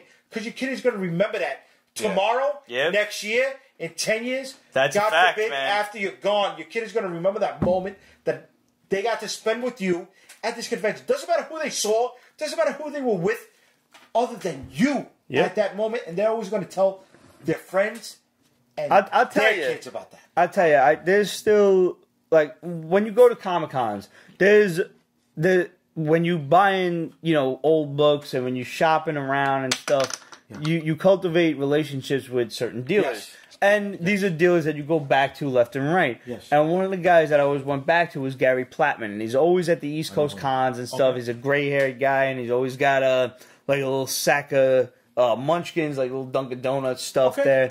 My grandmother used to take me to Comic-Con. My grandmother was the one who got me started on comics. Back in the days of, like, Tales from the Crypt, Vault of Horror, because that's what she used to read. Yeah. So I used to go, and I was, for whatever reason, I was always into older stuff, older Silver Age comics. The art form fascinated me. That the fact that this stuff has been around this long, and it's withstood the test of time. Mm-hmm. Fast forward, now it's 30 years later. I still go to Gary every convention. I still say Does hello. he know you? It absolutely does. Good. I mean, every single convention, I see him 2-3 times a year. And, every now and then we'll sit down and we'll rehash stories of when I was, a little kid of 10 years old and sitting with grandma and everything. And, it's a really, it's a heartwarming and wonderful experience. And you're right, Comic-Con is truly for family when you break it down to its basest components. 100%. Yep. You take your wife with you to Comic-Con? No. No. One of these days she might enjoy it. She thought about it once and then she changed her mind. Okay. I definitely took my son out of school, both of them, on a Thursday, so that they could meet Stan Lee. That is a worthwhile experience. That is a reason to miss school. That's cool. I'll probably never get to meet him. Can I give you a Stan Lee story? Of course, I love a Stan Lee story. So I do posters and prints, not just for my books, right? And I did a big poster with the entire cast up until that moment of the characters that I did. Somebody bought one of my posters and stood online to get Stan Lee to sign one of my posters. Now He'll sign anything. Yes, I don't know, right? Okay, so we go with that. I don't know if the guy was hopped up. I don't know if he was that old.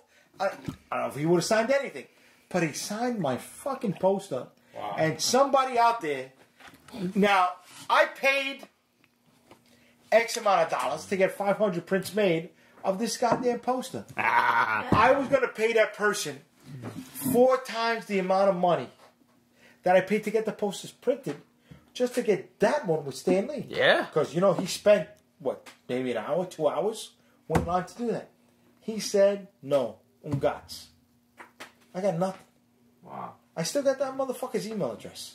I want that goddamn poster. If you're watching this show, hit me up, because I still want that goddamn poster. Yeah, he definitely does snap back into it, though. Like, he seems real dormant, like signing things, and then I would always... Until all of a sudden you hit him with something and he's like, hey, what's up? I was like, this is my son, Stan. His middle name is Parker, after Peter Parker. And he was like, hey, buddy, what's going on? And I was like, whoa. See, that's cool, man. Yeah. See, when I'm at the conventions, I don't like to say I'm Stan Lee, but I'll say I'm JD, right? Hey! Right? I'm a bootleg Stan because I'm a little older than you guys here.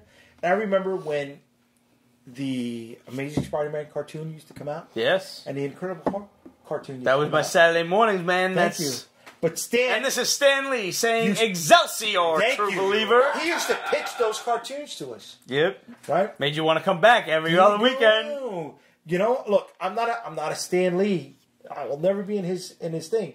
But yeah, I'm a little bit of that carny huckster when you come to see me at the conventions. He sold that shit to you, man. Yeah, man. Yeah. Look, I'm not a writer. I didn't know who Stan Lee was. I was a kid, and I heard that name, and that name resonated with me. And it sticks. This is how ignorant I was, right? I thought Jim Lee and Jay Lee were Stan Lee's sons. Well, it is what it is. You want to hear a good Jim Lee story? Talk to me. All right. So that's what we want this to is do. this is back in the day at a Big Apple Comic Con. Right? Okay. When they were in the church or when they were No, in New York? they were in the New York hotel. The Pennsylvania hotel, yes. That was a shitty one. Yeah, it was. The first floor or the 7th floor? 7th floor. That was when it was. It was even shitty. shittier. Yes, it was. Image was like just founding. Different levels of shit. Give or take. Yeah. I had just gotten my Marvels signed by Alex Kurt Ross Busiek? and Mark Waid. And Kurt Busiek, rather. Yeah. So I'm outside of the main convention hall, and I'm sitting next to this Asian dude. And I'm putting my Alex Ross signed books away.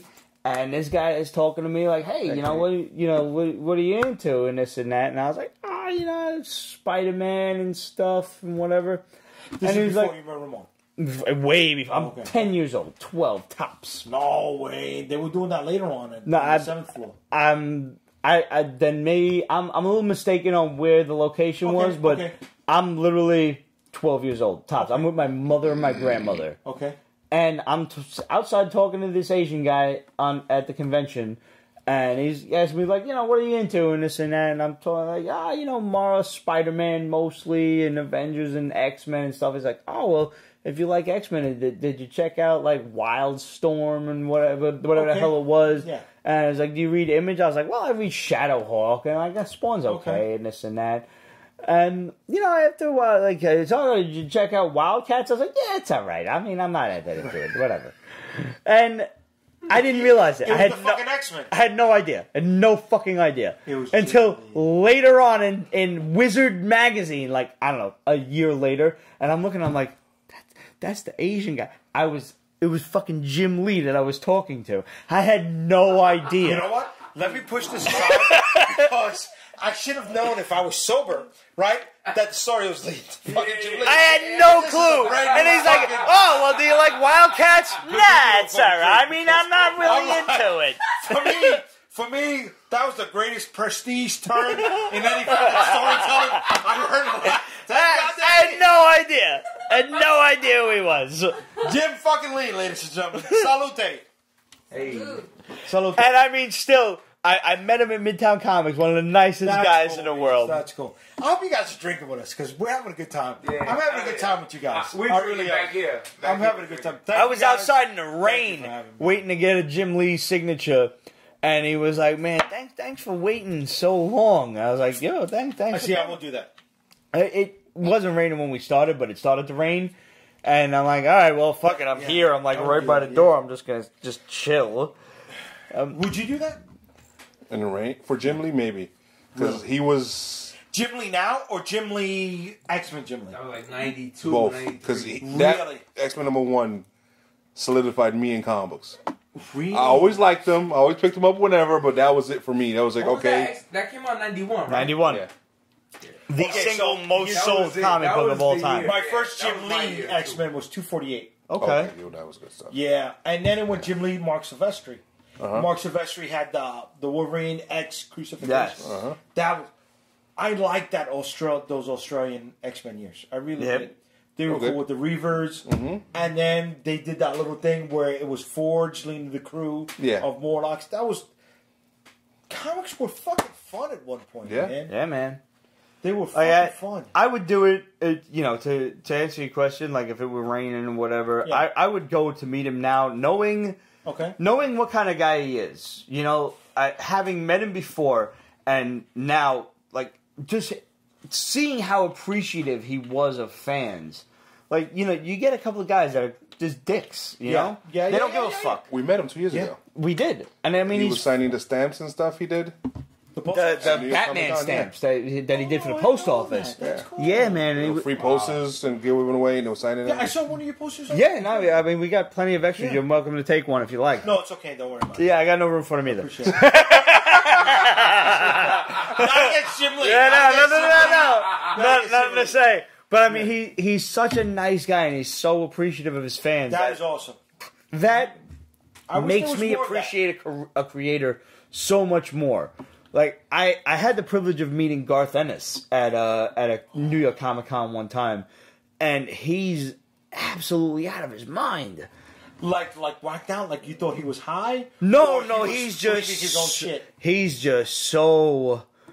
There's no way to describe it. He was not high. I mean, bone sober. I think this man's crazy. Really? I really do. You were there, Ramon, when he? No. It was me and Steve actually. I still idolize Garth Ennis. Like if I Punisher. when you see a creator in the credits, I'll follow him. Like if I see he's writing something, I'm gonna give it a shot just because he's writing it.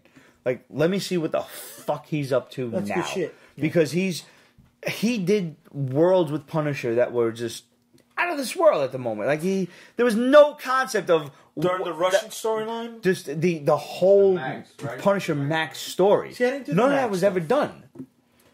Was the one where he had the Russian match? Yeah, that was the one. Like With the Italian lady that she... Yep, that was she his had her arms beginning. cut off? Yeah, that was his was actual. Max? That was PG-13. So no, you actually PG-13. hadn't seen when he really got just uncuffed. Yeah, no. No, that is the Punisher at his finest. Truthfully, as a character. I killed Marvel after the Annihilation. In the middle of Annihilation. Go and get the Punisher Max series. Get them like hardcover, however you can acquire them. Download them, whatever the fuck you gotta do. I'll check it out. Just God Almighty, it's Frank Castle at his finest. See, because Frank Castle was the demon hunter for me. Yeah, no, that never happened. Shh. Okay. No, That happened. No, Just like Frankencastle No. happened. That happened. no, it never happened. That shit fucking No, I happened. gotta put a shot. Get it on. That never happened. Ramon, yeah, Annihilation. You're entirely too sober. That never happened. Annihilation. Just for him. Never happened. Never happened. Come here, Red. Because they try to. No, he was never an angel. He was never an angel. I felt, in my opinion, when it came to Annihilation, they were trying to use it as a vehicle to kick up the Guardians. Okay. Oh, But for me, Guardians and in like early 2000s when they did the new team with when it, It's just that kind of night in the basement. ladies and gentlemen, children of all ages, we have finished.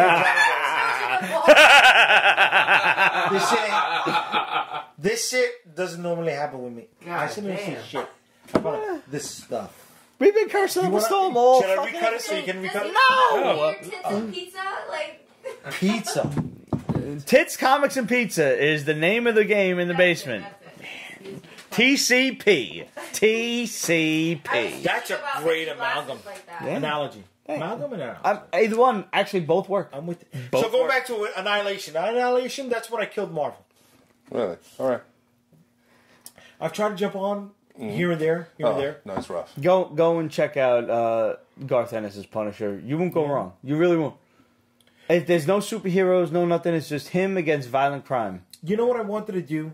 I wanted to jump on to the Champions.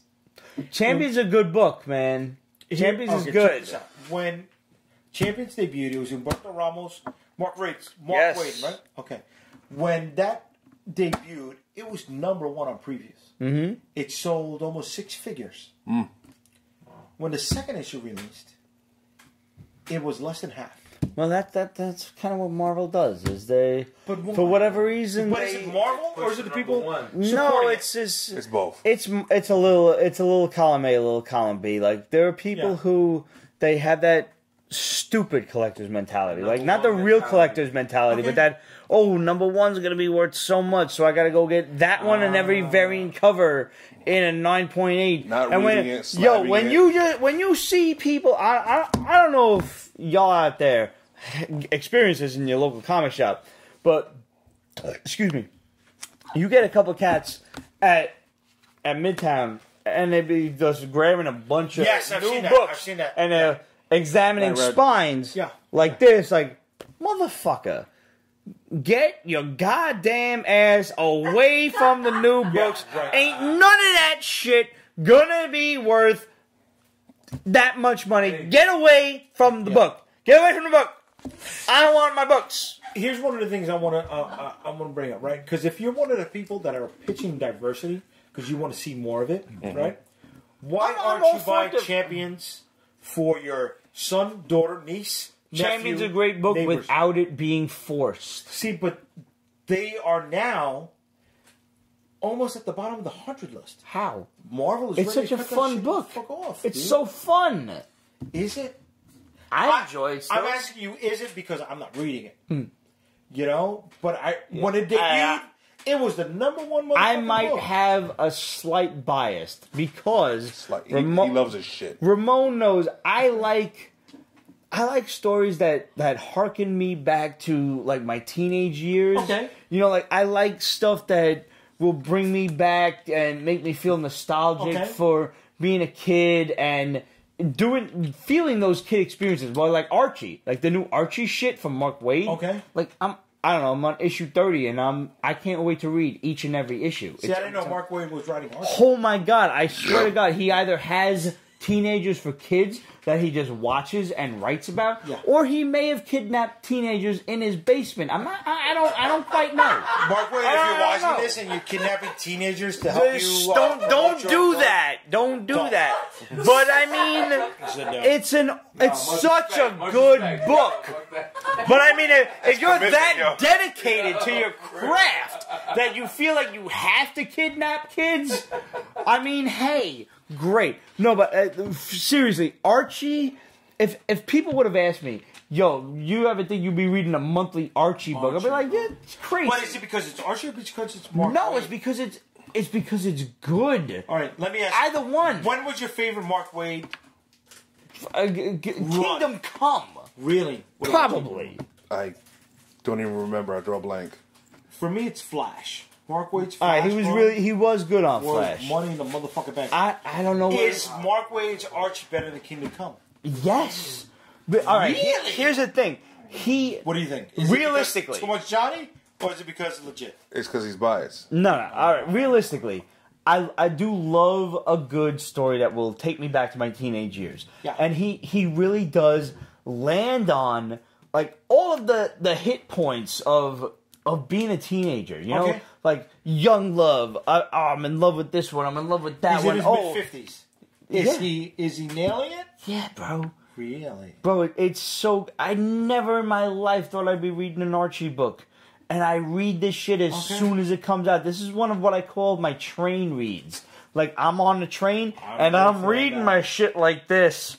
Just trying to be, like, not just cramped in on the L train because I need to read it immediately. The L train comes over here? I mean, it's like equidistance, like 15 blocks. G, L, both same fucking distance. Gotcha. Yeah, I'm in the middle of nowhere. Because I used to take the L to the last stop. Yeah. Where do you shop at? Midtown Comics. Midtown. Which one? 34? Grand Central is right by. It's like 15 blocks from my job, so I'll walk to that. Downtown Brooklyn. Oh no, sorry. Downtown Midtown. Midtown, the one by Wall Street. Yeah. When you go there, let me know. Okay. Because my girlfriend works on Wall Street. Sometimes I pick her up. Excuse me, sorry, personal stuff. Nah, you're right. We'll probably cut this shit out, but if not, meet us. We'll probably have a hot dog at what is it? Grace Papaya. Not Grace Papaya. What's the other one? The bootleg Grace Papaya. I have no idea.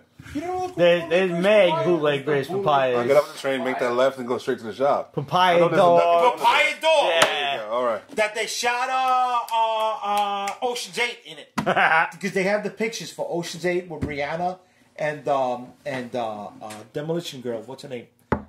Sandra Bullock. On the window. Wow, I like the fact you mentioned Demolition. Dude, Demolition listen, Girl. Demolition Man was the fucking shit. It's so good. Demolition No, was it's so what good. Judge Dredd You're absolutely right. You're absolutely right. And I don't know if I like the second Judge Dredd that much. Carl Everybody's Urban's? sucking sucking his dick. Oh no, that's dope, man. It was true. Action. Excuse me. It was true to the comic book. It was true to the comic book? Or was it ripping off that Thai movie? The Raid. My man. Yo, on point. My man.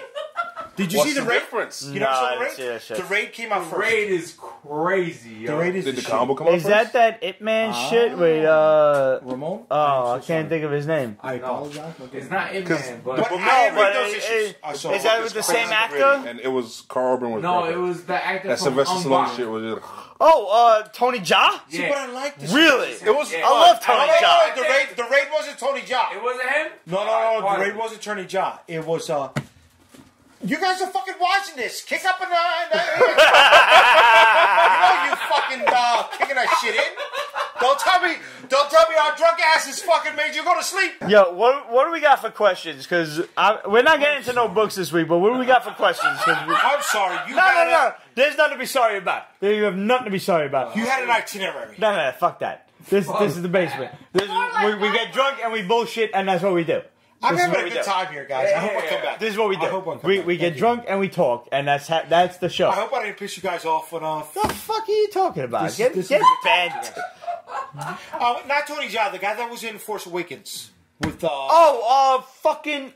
Shit, Donnie Yen. No, not Donnie Yen. Donnie Yen was No, in the no, fucking no. Force Awakens. Yeah, but not It that was fucking Donnie Yen is the fucking man. Yo, don't talk about Donnie Yen. I'll punch you in the fucking face. He's talking about Donnie Yen.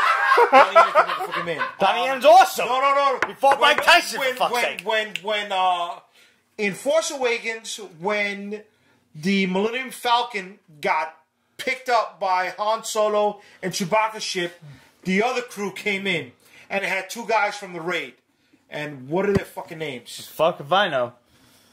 I know two guys that would. You guys are watching the goddamn show, man. Come on. Kick that shit in. No, not you. The people on the fucking internet. I gotta have a shot. Have a shot. All right, let's do this. Salud. How was that? Jason, wait, salud. it's right here. Jason. Here we go.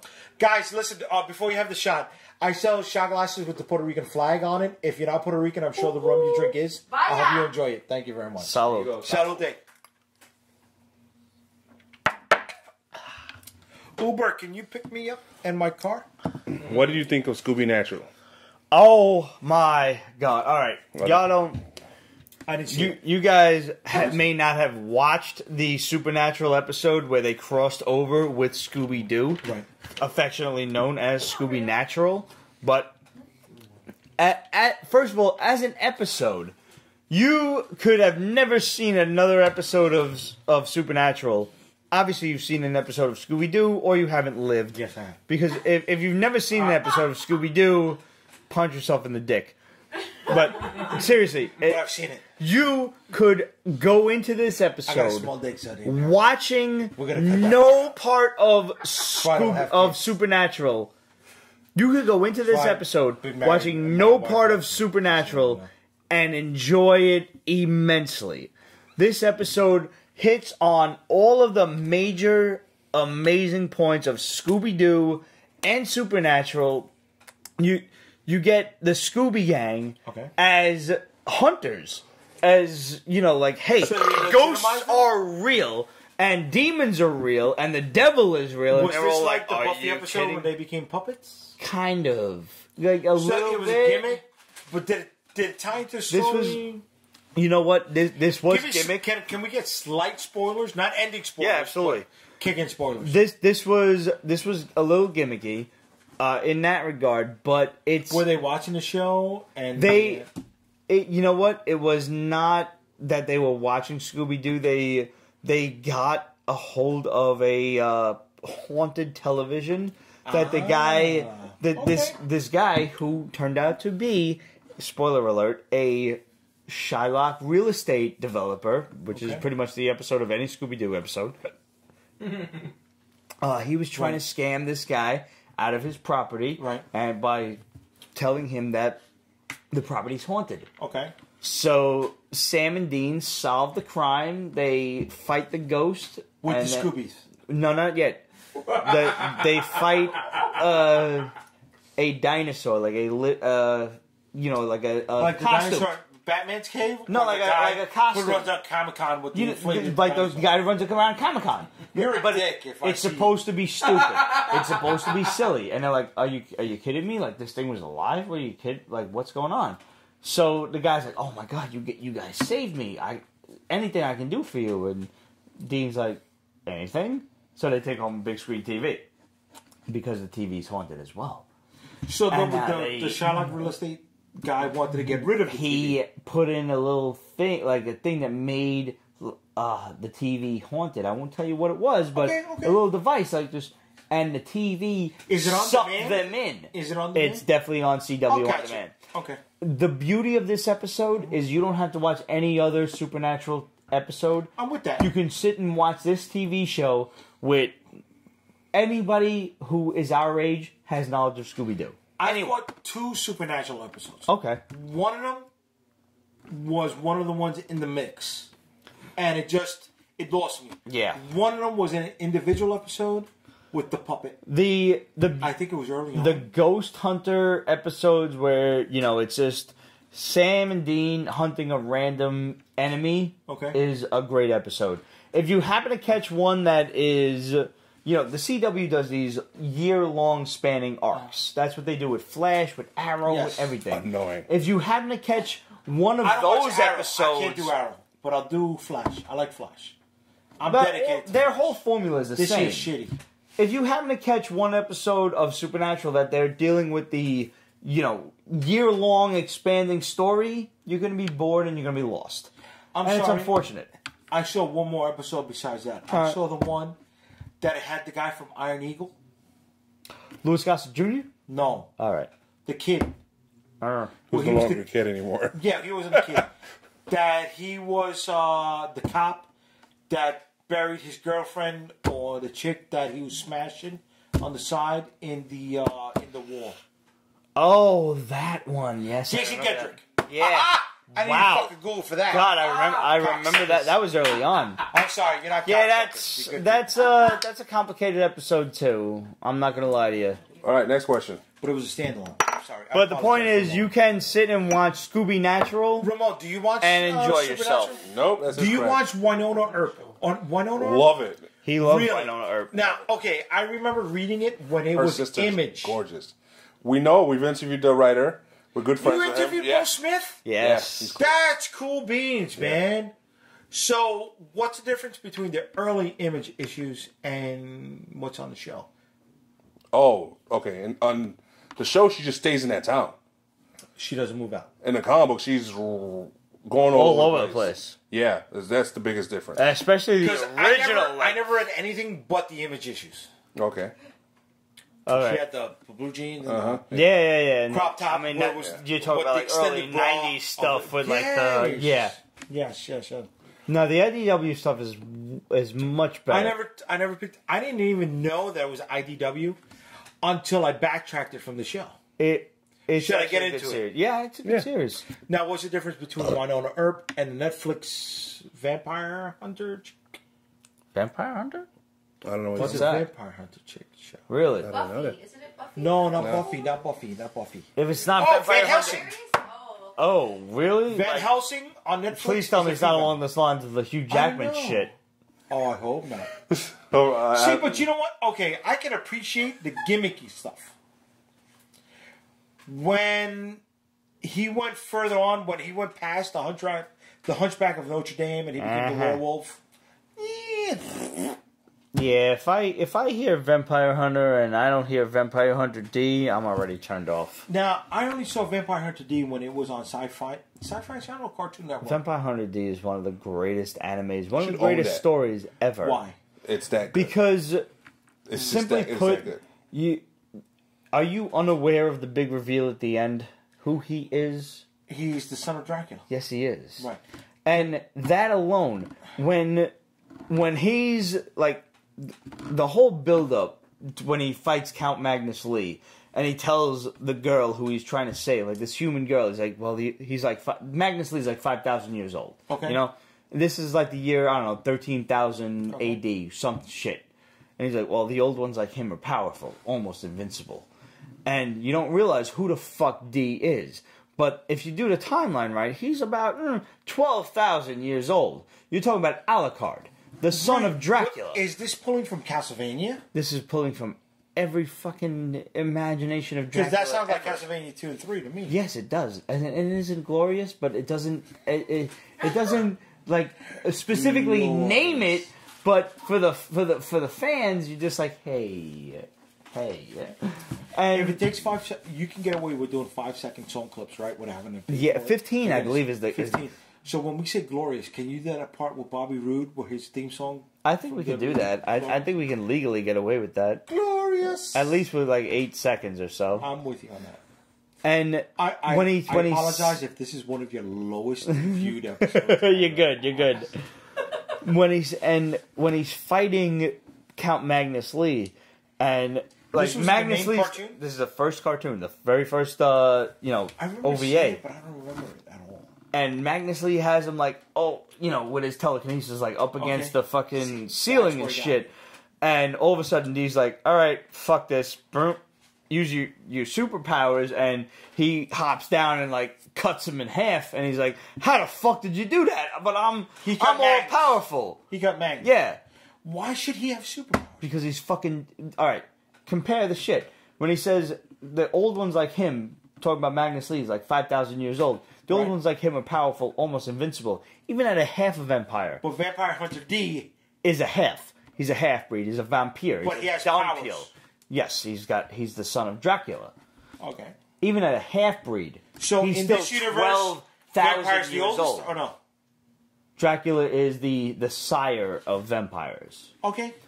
Even at a half-breed, he's still 12,000 years old. He's twice the age of Magnus Lee. So the fact that he could break his magic spell is just, it's pittance. Okay. And he's like, how did you do that? And he's like, whatever. And he looks at him and he sees the face and he's like, wait a minute. Was your father our sire, Count Dracula? And then, he just, and then blood and anime and shit, See, and that's the way the it thing. goes. He got gimmicky. Yeah, of the course. story, I mean, right. it's the 80s. But, it was so good. It's just such an amazing episode. You know what 80s show is out now that I'm fucking loving? Please don't tell Roseanne.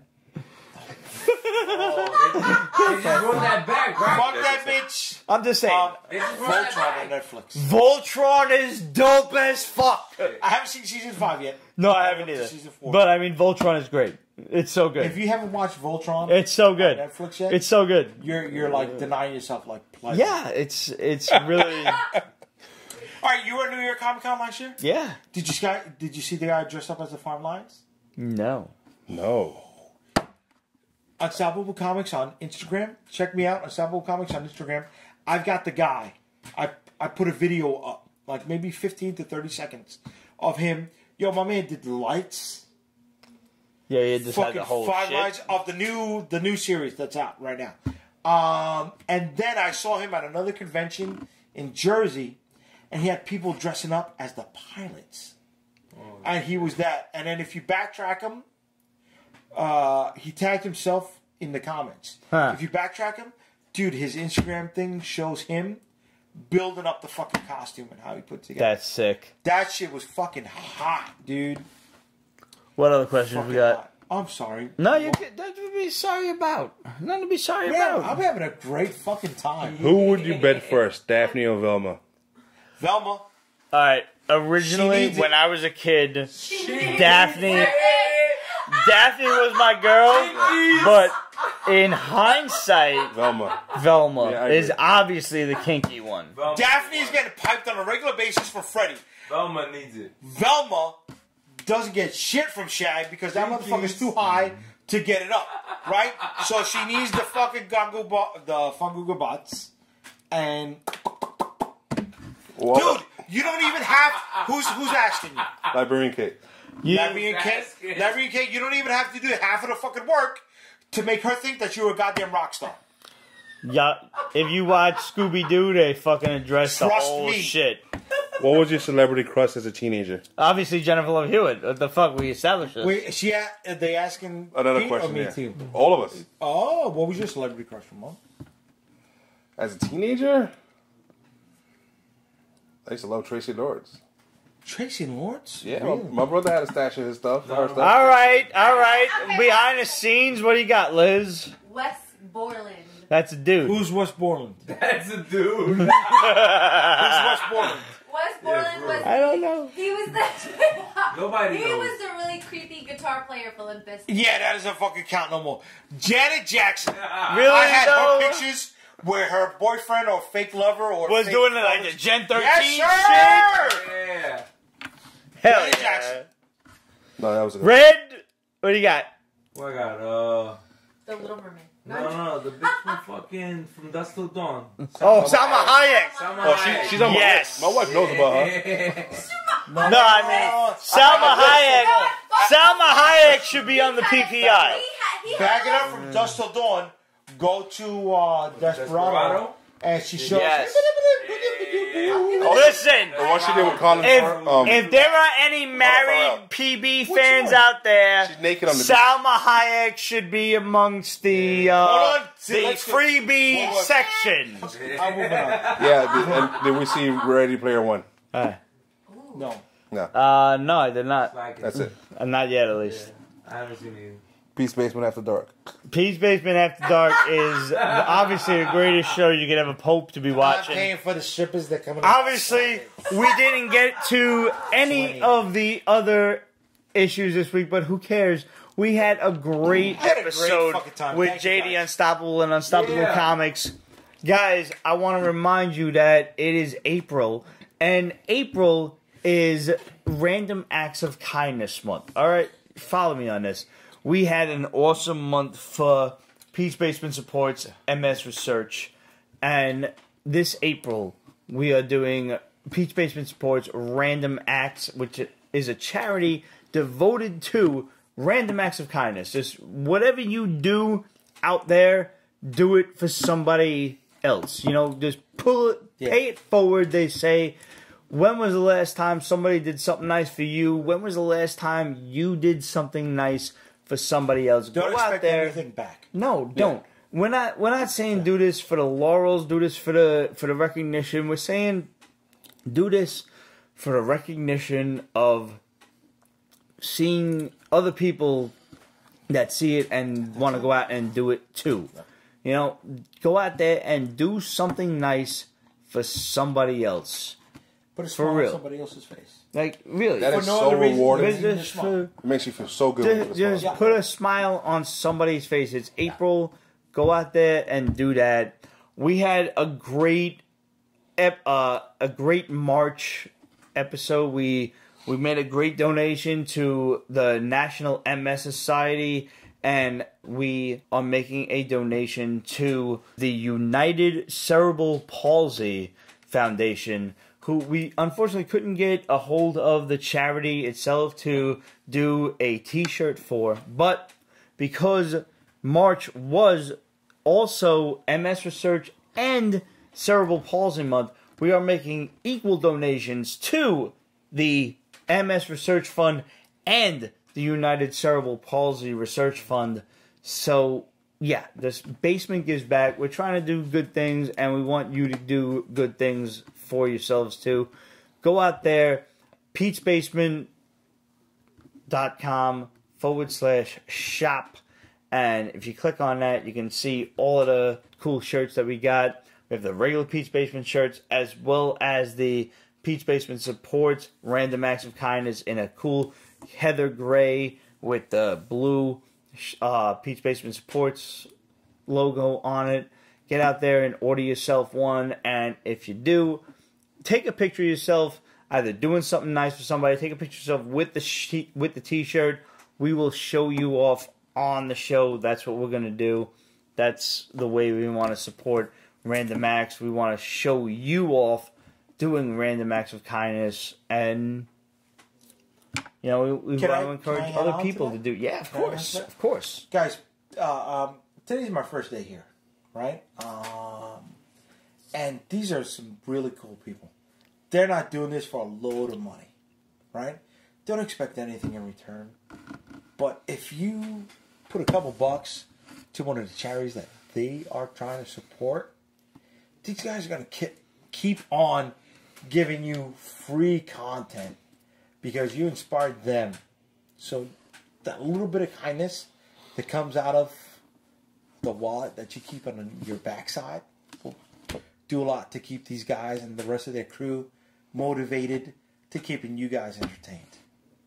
Thank you, brother. Man. Thank you. Yeah. We also want to give a big shout out to Gauntlet Comics down in North Miami.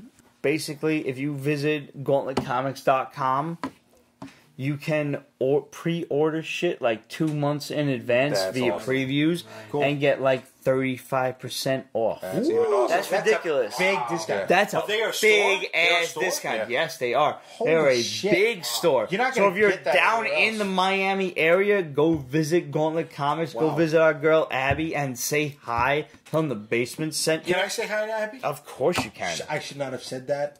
My girlfriend is going to find out that I said hi to Abby. No, you're good. You're good. Go back to You're sleep good. on the couch. I sleep on the couch a lot. She is. Not only that, her mother's going to make me sleep on the couch too. I'm sorry, babe. If you pre-order, I don't really go through previews enough. It's a fucking Like, encyclopedia. Yeah. Yo, It it is. really is. But they Really? make it worth it. If you go through previews, like, and you Gauntlet pre-order Comics shit, makes it gauntletcomics.com. worth If you pre-order shit 2 months in advance, you get a 35% discount. That's ridiculous. That's cool. That's amazing. Way to be, Gauntlet. Seriously. That's a New York phrase. Way to be. And they are going to have some awesome basement stuff headed over to them real soon. We're going to send them some cards, some posters and stuff. And if you guys want to shout out your LCS, let us know and we will shout them out. And we can send them some cards, some posters and stuff, all free of charge in exchange for, you know, there's a shout out from them, get a shout out from us. And one hand washes the other, and it all works itself out. Yep. But if you're down in the North Miami area, go visit Gauntlet Comics and say hello from the Basement Crew. They've got a great website too, gauntletcomics.com. They're working on their eBay store right now. They've got some really awesome CGC stuff. They got some great artwork. Like you'll just have fun on their website, and just let them know that the Basement sent you. Yeah. If we're looking for sponsors, Johnny Walker, if you want to. I mean, hey, we just finished a bottle of your finest wares. Within minutes.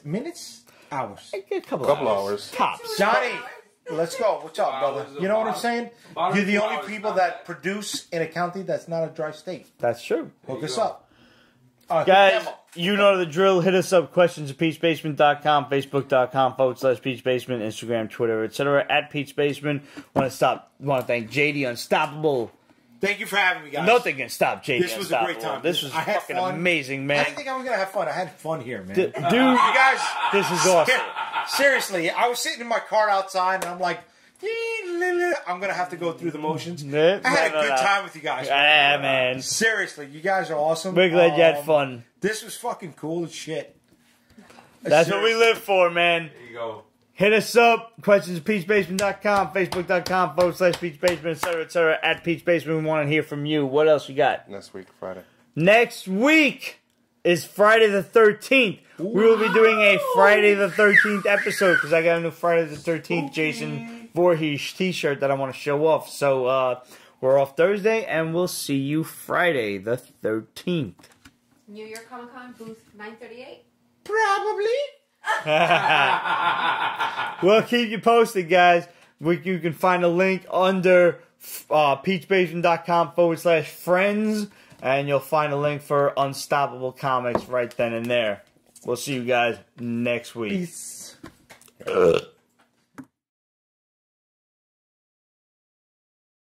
Peach Basement is copyrighted 2018. Ripped Productions.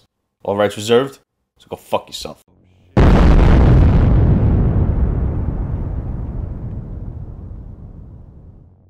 On a Hamsley.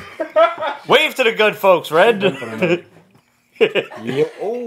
One of the least offensive things you can be in the basement is heavy-handed on the liquor. Oh, look at that. Possibly if I could also bend the space-time continuum. If it worked. You know, I mean, hey, what if you got the one that worked? You don't know. You don't know. Until you just hold it and you just think of something and suddenly it's in front of you. It's like, I'm just thinking all of a sudden, like, Jennifer Love Hewitt appears with a pepperoni pizza, and I'm like, how did this happen? Oh, Jennifer Love Hewitt. That's just, That was No, she still is. She still is. Heartbreakers. Yeah. Oh, man. Oh, She was smoking it. Dude, I've been in love with her since Trojan War, and then Can't Hardly Wait. I was the dork with the blonde hair that wrote the note. That was like me in my head. Yeah.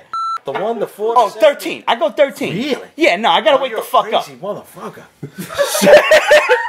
Jeopardy is my dinner theater. For real. Like, I get home around 6:50 or so. I'll watch the tail end of Family Feud because Steve Harvey is one of the funniest sons of bitches on TV, period. Okay. He's like the black silent Bob. Really? Like, when people say some dumb... He does, but like when people say some dumb shit answers, he just like... I got you. Okay. Like, and I mean, his facial expressions speak volumes. That was heavy. And if you ask for a slice of pizza and you're next to me, I'm going to punch you in the fucking face. It's a slice, prick. And it's not a square. It's a Sicilian. Yes. Thank you.